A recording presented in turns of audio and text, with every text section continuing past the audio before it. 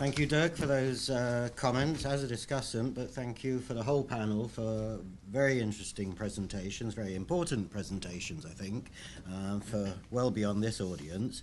And thank you, above all, for keeping exactly to time, which means that we have up to 30 minutes for the present audience and people who might be contacting us online to raise questions. It's the prerogative, I think, first of the people present here to do that. Liam's got a microphone for you when you come to speak. When you do that, please state who you are and if you represent an organisation. To stimulate you, without asking questions myself, I want to raise just a few issues that each of the presenters, come panellists, have raised that have caused me to reflect a little bit. First of all, Ganesh stressed the importance of both free trade agreements, this is from the EU point of view, both free trade agreements and aid for trade, and he said this was, quote, in the absence of the Doha round. Now, lots of people think the Doha round is dead as a dodo, but I don't think technically that's altogether correct, and certainly European powers strive very hard to revive the Doha round, and while simultaneously making bilateral free trade agreements, they think there might be something rescued there, but that's something to reflect on. Secondly, Masuma talked about the super cycle, the commodity super cycle, and she said, I think explicitly, that we all believe in it. Well, not everybody does, actually, including in this room.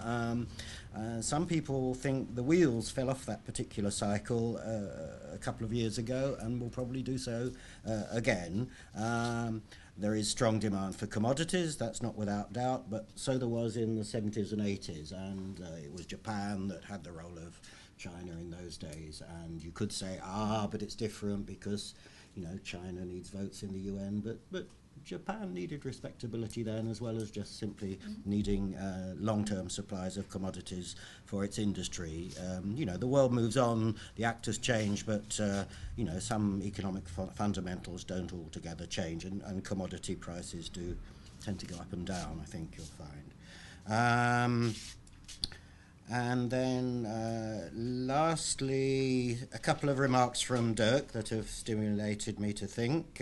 As we're on an Asian theme, let's not forget that BP started as the Anglo-Iranian petrol company, and Iran is in Asia. It's one of your members, I'm sure, at the ADB.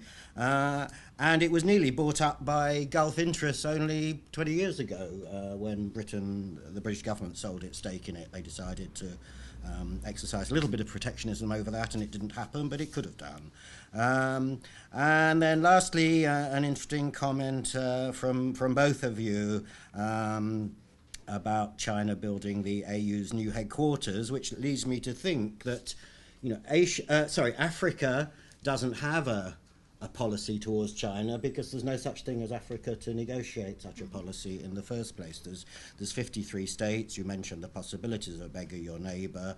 You did say maybe such a policy could come through the AU or something else, but I don't see it coming through something else at the moment, and many people don't see it coming through the powers within the AU yet, or for quite a long time, but let's discuss that. Right, so the first question goes to a guest in our front row. There's a microphone coming. Thank you, madam. Rice means sum total of pluses and minuses. And minuses are due to mainly negligence of environmental impact assessment and ethnic impact assessment. Yesterday I was seeing how Yangtze River was flowing. After rains, 15 million people will be deprived of so much. Right. If you look at when they talk about Sri Lanka is gaining, I don't know whether we are talking about the figures of financial matters here. If you look at, for example, Sri Lanka, it is improving its development and all that, but it is speaking of plus and minus in a very conspicuous way. Tens of thousands of people are locked up in camps, and their seaside houses, lands are being grabbed for development and putting up tourist huts. Where are these people going to live? They have already been deprived politically and economically and environmentally over the last 60 years. What is the answer to all this? Thank you. Can you tell us who you represent and who you are? Women for Peace and Justice. And you are?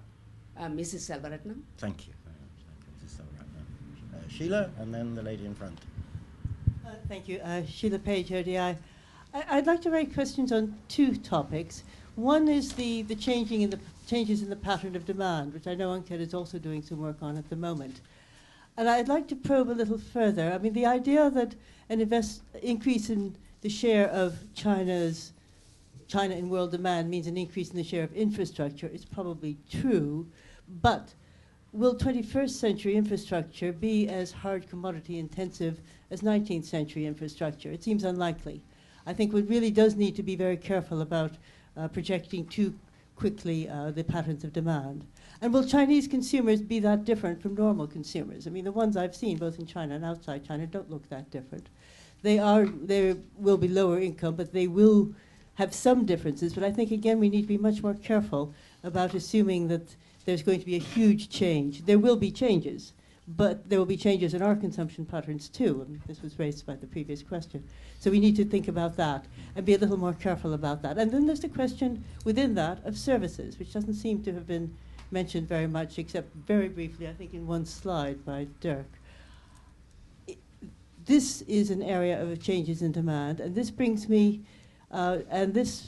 really brings me to something which Ganesh and I worked on many years ago together, which is the effect of changes in the pattern of demand on on development. I mean, do you need manufacturing or specialized services in order to develop, or can you have commodity-led development? I remain unconvinced that linkages or anything like that are a substitute for technology, for, well, all of the things which Senator Alal taught us to understand. So I think we do need to ask whether, if the pessimistic view, which I would call Masuma's presentation pessimistic from Africa's point of view, would actually allow development. But speaking of services, my second topic is on the UK and Asia. It's already your third, Sheila, but go on. No, it's my second. My first was changes in demand. My second is, go on.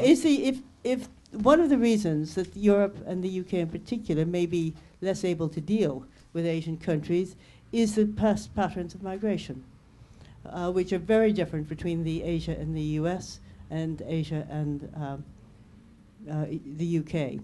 And given current policies on migration in the UK, is it actually feasible to have the sorts of FTAs which you mentioned, Ganesh, of including more movement of professional people?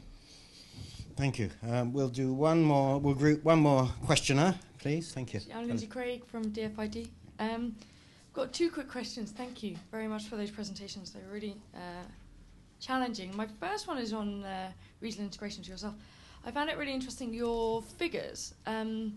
Within DFID, for South Asia, and I think this is where the differences come, we always say that South Asia is the least integrated region in the world. 5% of all its trades go within the region. So I'm guessing that the differences in our figures is because it's coming from the other Asian economies. And is that where the trade within the region is coming? And if so, how do we link South Asia trade to the rest of the region? Now, SARC has not been effective, so what is it that could be a driver? And we talk about the political problems, but I think I'd really like your insights on that. We work a lot with ADB, actually, but it would be great to hear your thoughts. My second question is, I'm afraid again to you, is on, I really was interested in, you kept on saying when the UK needs to be more proactive. The PM's come out clearly that he wants a special relationship between the UK and India and is doing quite a lot on that already. But I was just wondering if you could just elaborate a little bit more on what you meant by that. That would be great, thanks. Thank you, Lindsay.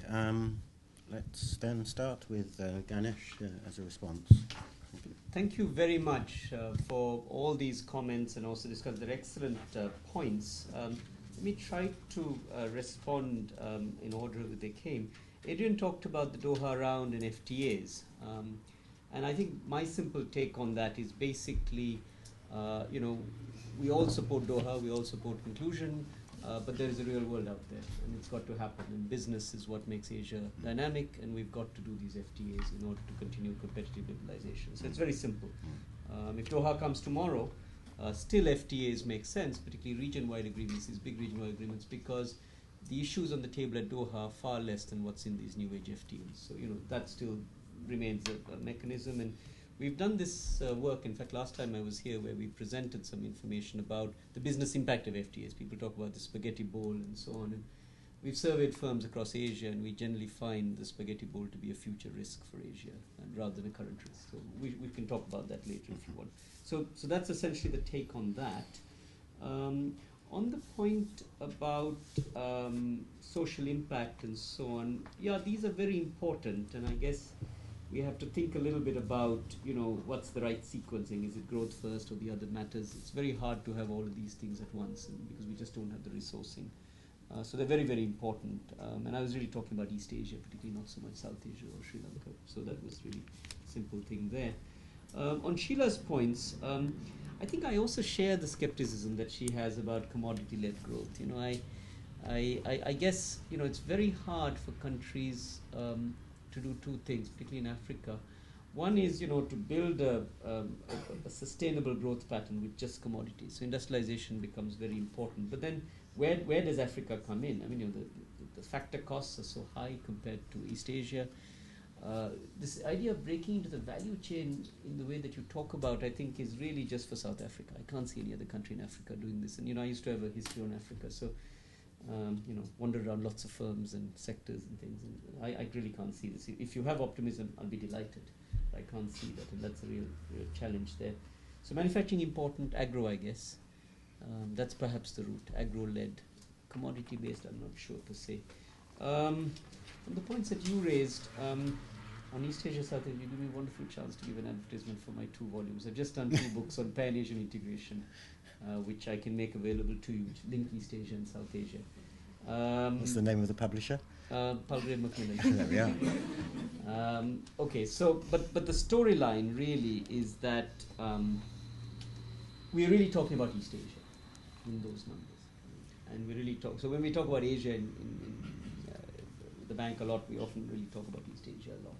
South Asia is very important. In fact, another bit of my work really comes across with South Asia. And absolutely, South Asia is very poorly integrated, not least of it because the Indo-Pak problems. And there's a storyline about how India might encourage some of its smaller neighbors to integrate with itself, and then eventually Pakistan might come in through some residual barrier reduction and so on. And informal trade is again very important. So yeah, absolutely, I agree with that general analysis.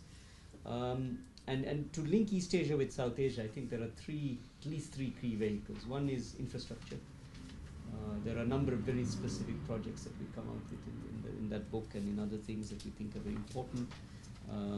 Roads and rail, but also improving the ports, very, very important. Secondly, I think it's really about India going into East Asia, but carrying the rest of South Asia with it. So this ASEAN 6 expanding into an East Asia, South Asia FTA becomes very, very important as a basis for future cooperation. And then there's services trade, which is happening naturally in removing all those barriers. Sheila's absolutely right. There's the Bangalore cluster. Your mentor, Rafi Kaplinsky, used to do some work on that, or Hubert Schmitz, and so on. And that should spill over much more. Part of the problems is the IT infrastructure, the point you made, Sheila, the new infrastructure is relevant, the IT stuff isn't that good. We don't have the skills as many as we would like. I think there's excess demand for skilled IT people in South Asia. And there are barriers to mobility from them moving around. So that's very important as drivers of those sorts of changes across East Asia and South Asia. The UK proactive, I think, this is sort of, how do I say this very politely? The UK has had a very long and good relationship with South Asia and East Asia, right? The problem with the future is that it's a different relationship with equal partners. And as I go to Brussels in particular, I don't really see that. I see a kind of one-way discussion going towards East Asia, right? And I have a kind of unique position. I've had lots of time in this country and now I'm kind of living in East Asia. So I kind of see it from both sides. And, being British, myself, I feel that there should be a much more coherent relationship, and I think UK is uniquely placed with this new generation of politicians who see the world very differently to the people before, to engage on business grounds, which is what one of the hearts of this government, I believe. And that engagement really needs the following, I think, in a very simple manner. One is on these trade agreements, to try to not necessarily go as far as the EU would like in all the sets of issues that the Parliament likes, the sustainability issues and all of that. I think we should moderate that discussion. Otherwise, that's not going to go anywhere with Asia, right? Korea, you'll get it, because Korea is a developed country. It has many of the values of developed countries here. The rest of Asia, you won't get it. You won't get that with India. You won't get it with Vietnam. And that's my gut feeling. Well, it'll be harder, and that will not be so beneficial. Secondly, on aid for trade, I mean, you know, I happen to be the point person for ADB on aid for trade, and we work with that. And I see the UK under-engaged with Asia. I mean, I tell you this very honestly. And that's not the fact that the UK is doing the wrong thing per se, but I just think there's a missed opportunity coming in the future. And I think, you know, and within that you just see South Asia. I think there's the Mekong countries, there's the Pacific, etc. And I think the UK needs to be much more engaged. So, you know, DFID is a protected ministry from what I understand, the budget storyline and so on. We don't work in the Pacific, so that might Right. change. But I'm told this. Yeah, I'm told this might change. There is a new coalition government in power. You yes. work a lot, so on. So, Yes. so I think And ODI remains in the Pacific, even though DFID left it 15 years ago.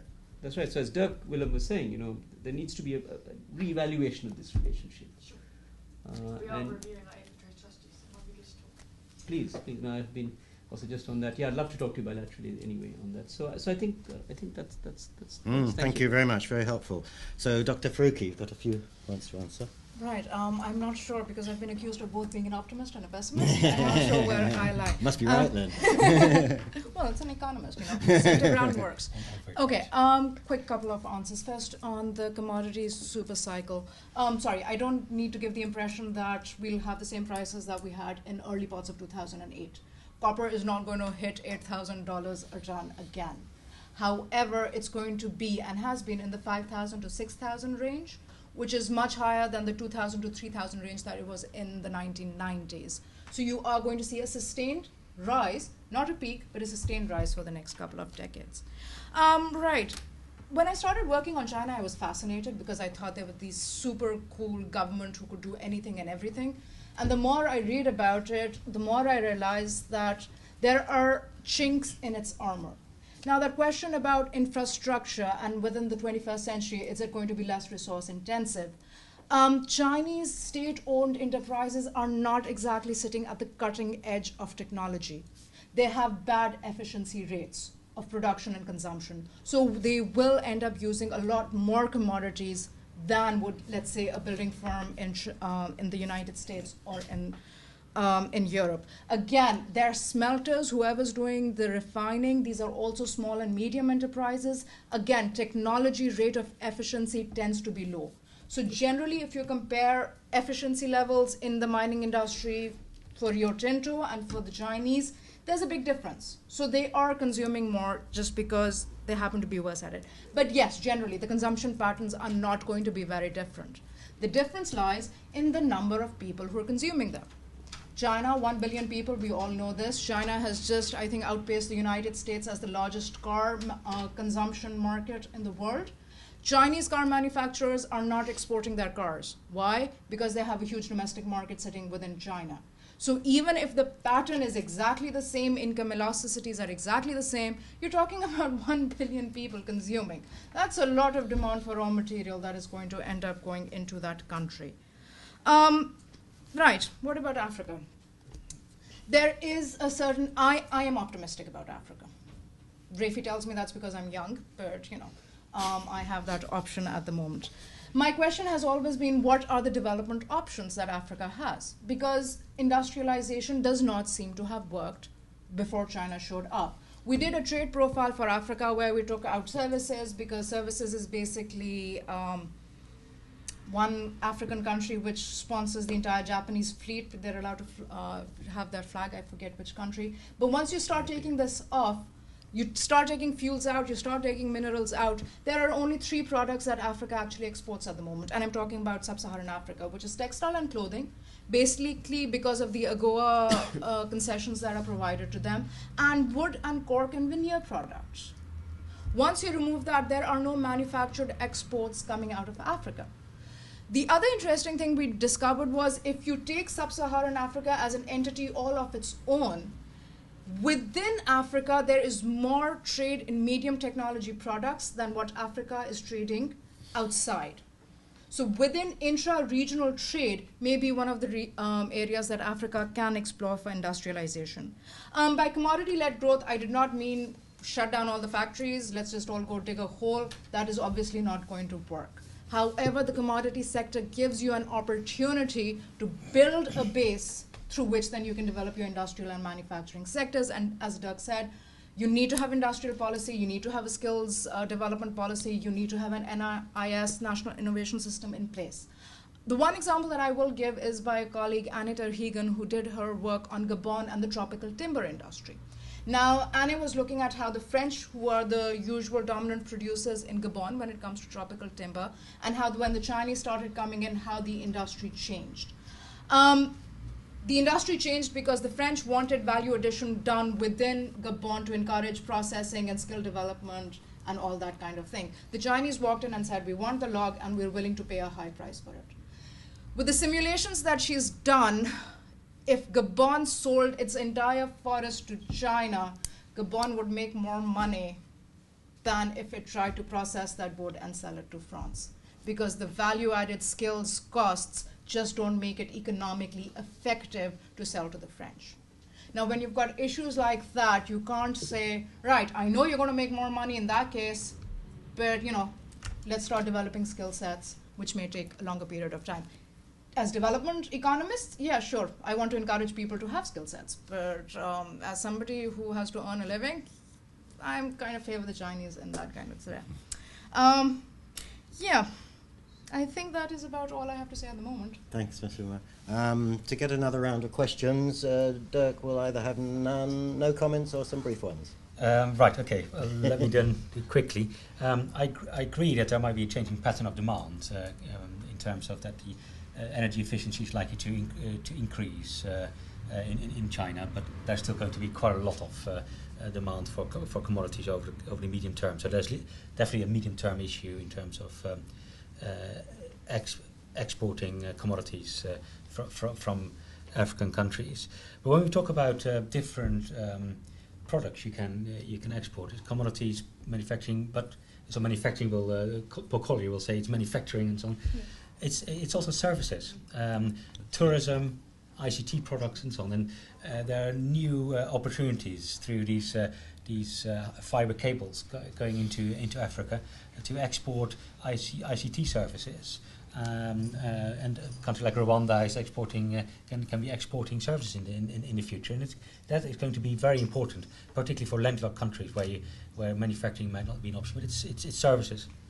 The other point about services is, of course, Sheila's right about the way migration is being looked at the moment, which is just non-economic, and they don't take into account any economic considerations, both for host countries and destination countries. And I think it's extremely important to think about it debate. Maybe in the coming few years there will be that debate might change, but it's just good for the UK to import high skilled labour from Asia, and it's the whole sort of industries have been built up on skills, and I just cannot understand why the economic considerations are so underplayed in this debate. And even in the House of Lords report, it said that immigration was going to lead to, yes, GDP increases, but also GDP per capita increases.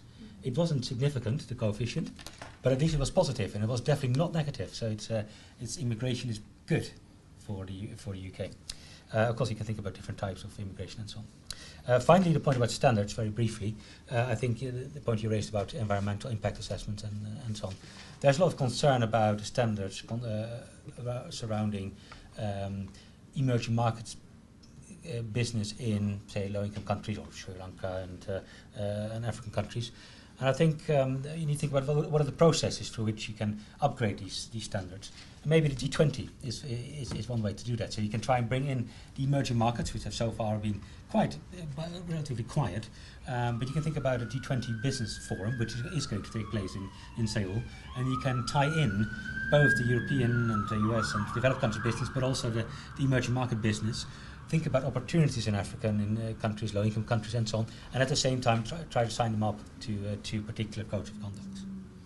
Well, thank you, Dirk, and thank you particularly for mentioning the fibre optic cables, which are not only going into Africa. The one went into East Africa, broke only last week, but they can repair it. But the fact that they are fibre optic cables and they're not copper cables. In other words, it's possible to have increasingly weightless infrastructure, the point that Susan made, and therefore that could well be less commodity using, although no doubt other commodity uses will also emerge. Right, another round of questions. I've got these two gentlemen here and then the lady in the back, and then I'll move across. Please make brief points. Hugh Wellham-Smith. I'm a researcher, mainly in urbanisation at the moment, but my question is about I find it very illuminating on, as it were, the current economic diplomacy in the area under discussion. But as an economist, I was wondering about what are the theoretical underpinnings. I heard a strong flavour of conventional free trade theory, comparative advantage is good for everyone. There's a strong admixture of old-fashioned mercantilism, particularly perhaps in the case of China, but nothing at all. None of the speakers felt any need to refer to new economic geography and the rather more subtle messages that come out of that, and I wonder if that's because you think it has nothing to say or because it's just too difficult. Thank you. Thank you. Thank you. And this is Praveen Sardana, ex-Commonwealth Secretariat. Ganeshan, welcome to London. I've got one question to Ganesh and another one with the lady from DFID also, maybe of interest to you. The first question is the recent doubts and misgivings about the integration of Europe and monetary union. Does it have any effect on the Asian regional integration? Will it affect the process of economic integration? Because some time back even SAARC was thinking of having a common currency. But what is happening in Eurozone, I think that process may have been put backward by a number of years. And my second question is concerning South Asia and East Asia. 10 years back, there was hardly any Chinese made product in the Indian market. The trade was zero. Now if you go to India, where I come from, all markets are flooded with consumer goods only from China, Korea, Malaysia, Taiwan, and so on. And Ganesh is advocating proactive approach from UK and EU to Asia, particularly India. But India has a turn east policy now, and there has been shift over the last 10 years from moving away from trade with UK and Europe to trade with East Asia. I do not have hard figures, but I'm sure if you see the growth of trade over the last 10 years, the figures will be totally amazing as to how it has been almost stagnant with the Europe, but growing exponentially with the rest of Asia. Mm-hmm. Thank you. This lady there. Of course, Malaysia itself adopted a look east policy about 20 years ago, and India is now catching up, so to speak. Okay, Antoinette Salah. My question is to Dr. Farooki. You've mentioned that China has an African policy. I just wanted to know, is it time frame, is it country specific, or is it within the continent?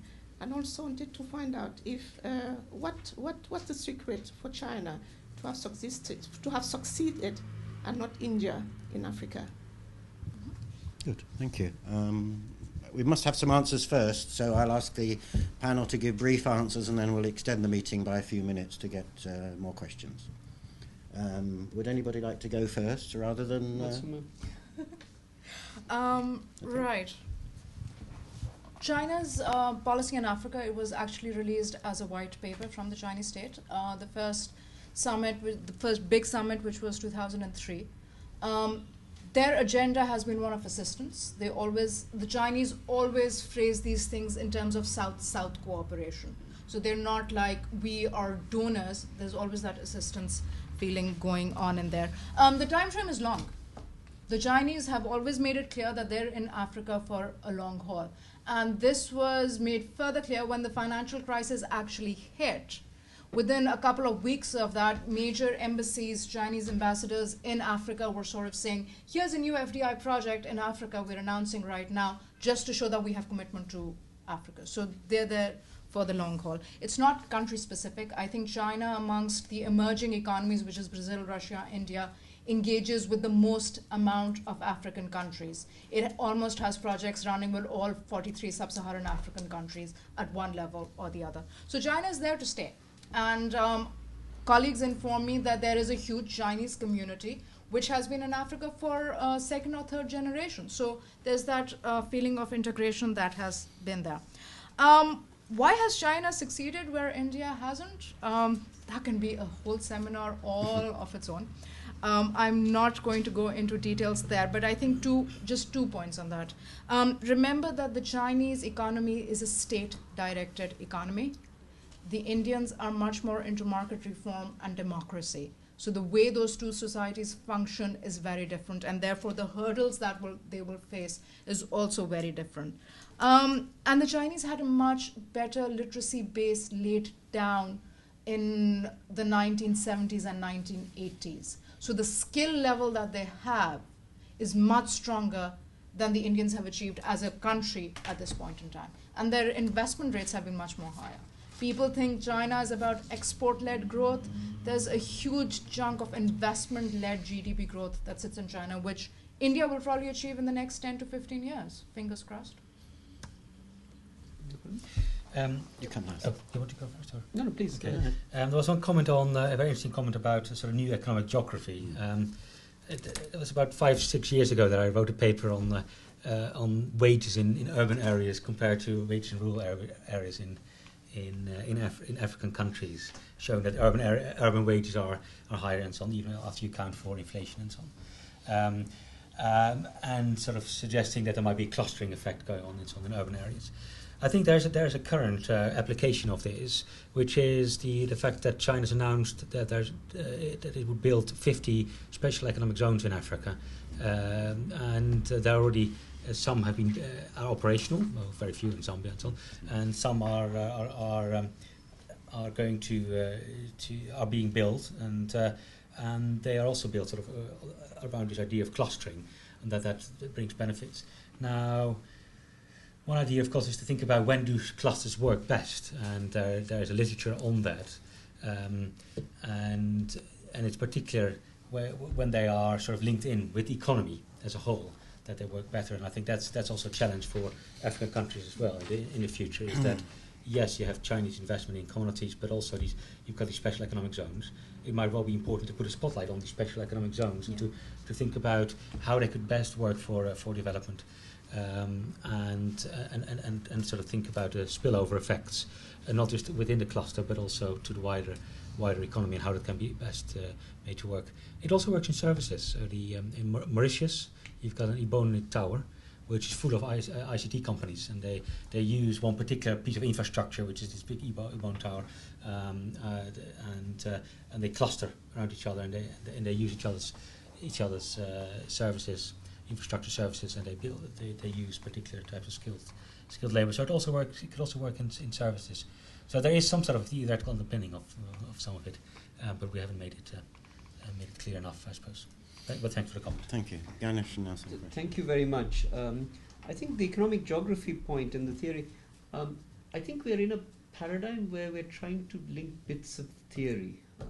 One is the economics of geography, perhaps. The other is adjustment liberalization theory, plus this issue of industrial policy and so on. And so I think we're in a emerging paradigm, right? So which is why one doesn't bother with theory so much to start, but it's really underpinning. So an evolving paradigm, and particularly now with the crisis and the shock. So I think you're right on that to bring us back.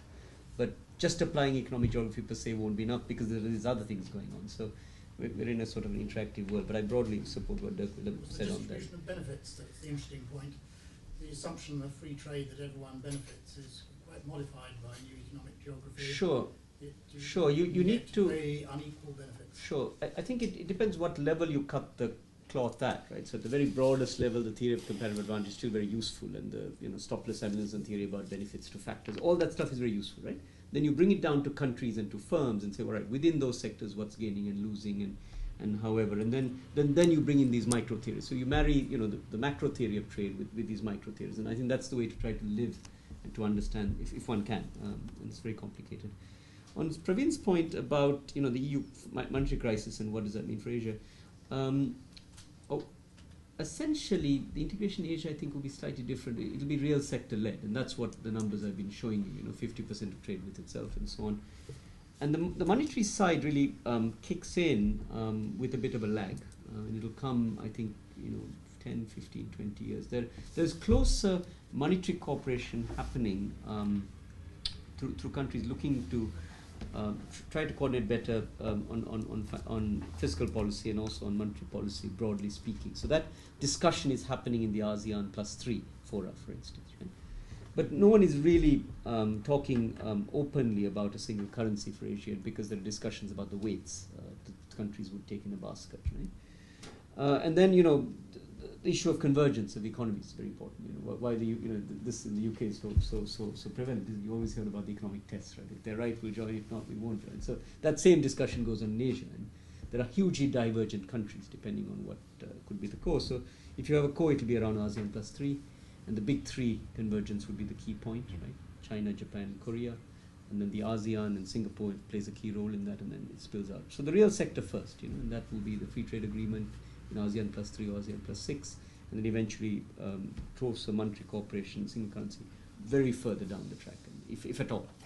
I think that's the sequence there, and so people are going to be much more circumspect about a single currency discussion. There'll be a lot more discussion about an Asian central bank, if that is ever to come about in the future. There'll be a lot more discussion about the weights of such things. There'll be a lot more discussion, particularly about the tests and the criteria. So I think that's a long-term process, if at all it occurs. But the trade side, I think, is very, very strong and very obvious case for it, particularly as we rebalance the global economy. On East Asia, South Asia, you're absolutely right. I mean, India-China trade is at least $60 to $70 billion.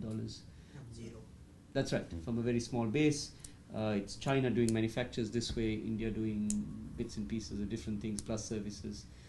It's still in favor of China, but in terms of the impact on India, 1/3 of its exports or something like that is with China now, and it's going to expand.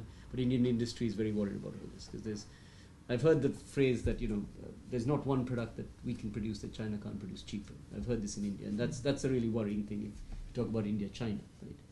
So that's again a whole different issue. One very brief comment about Africa and China and India.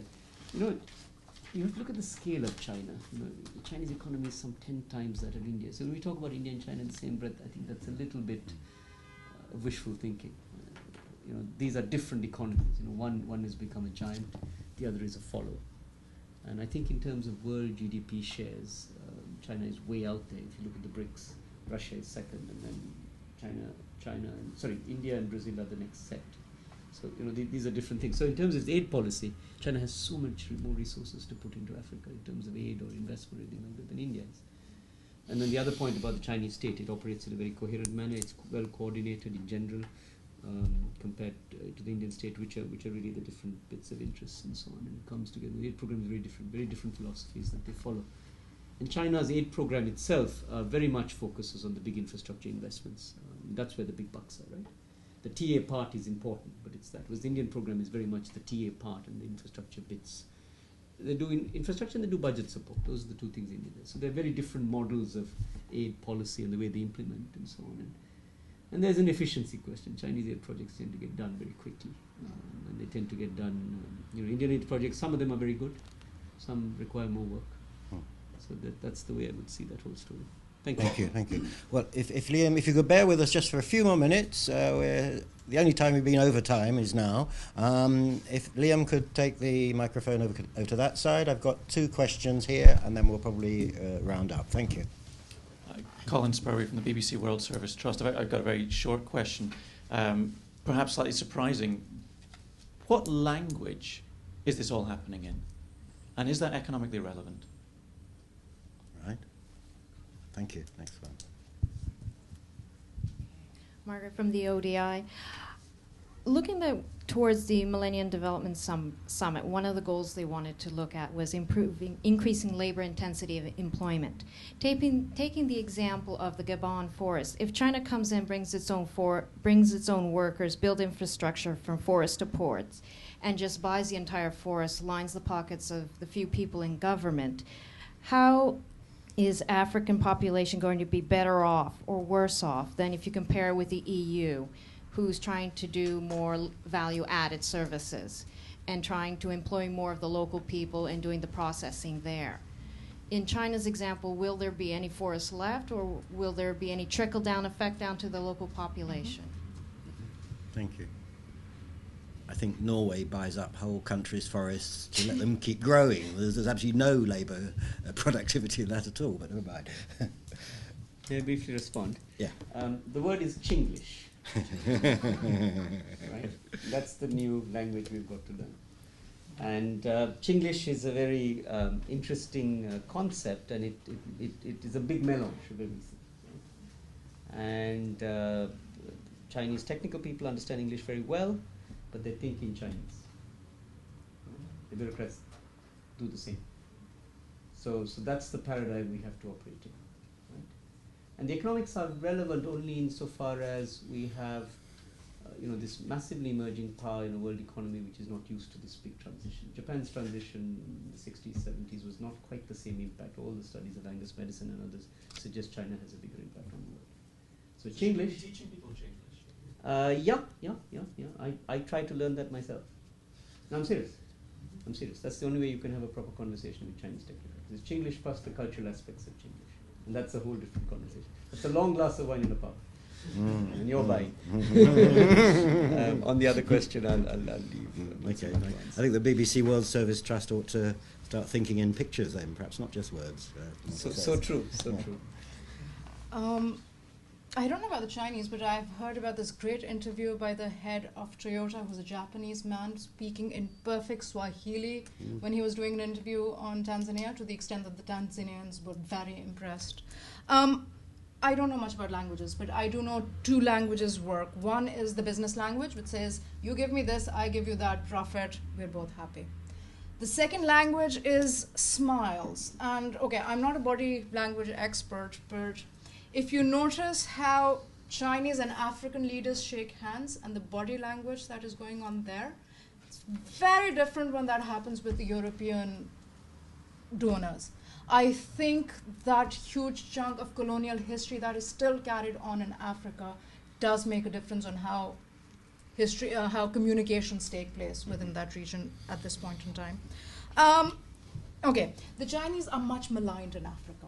I will say this. One of our colleagues was doing a project in Angola, and everybody kept telling her, but the Chinese have come over and they've taken over all construction projects. So she went in search of these Chinese people who had taken it over. Turns out they were South Korean. The point is, when countries have negotiated well, Chinese labor forces have not come in and taken over. In Gabon, there are no Chinese workers. There are only Chinese traders. The forest is still owned by the Gabonese people and the state. The logging and everything is still done by the Gabonese people and the state. Now, in that example, which I oversimplified about selling everything out, here's the issue. Logging is a more labor-intensive production process than cutting veneer or slicing veneer. So if you actually go into the low-cost just logging and sending it off to China, you're actually creating more employment for the local people, which is less skills intensive, but it is more labor intensive, as compared to saying you need to process this and then ship it to France. In that process, high skill intensity, but low labor employment. That is much more of a capital intensive project. One of the other things that we are now beginning to look at is path trajectories. Because of China's own industrial development, its manufacturing processes tend to be less capital intensive compared to European production processes. Now, if you import that machinery into Africa, compared to buying something from Siemens, if your machinery is coming from China, is African industrialization then going to become more labor-intensive industrialization as opposed to the general process of importing capital-intensive? We don't have the results for that. It should take another 3 years, but when we do, I'll give you a call. Thank you very much, Masuma and everybody. I must close the meeting now, thanking our speakers, our panelists very warmly for their contributions.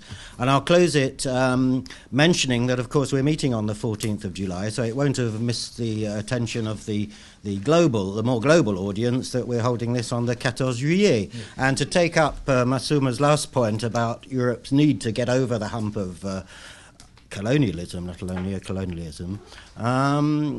President Sarkozy, who still can't really let go of the idea of La France-Afrique, has today chosen to invite 12 of the 14 Francophone African countries to parade down the Champs-Élysées with their armies as a means of marking the 50th anniversary of African independences.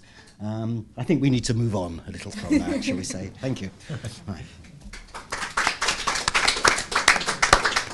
Thank you very much. Thank you. Thank you.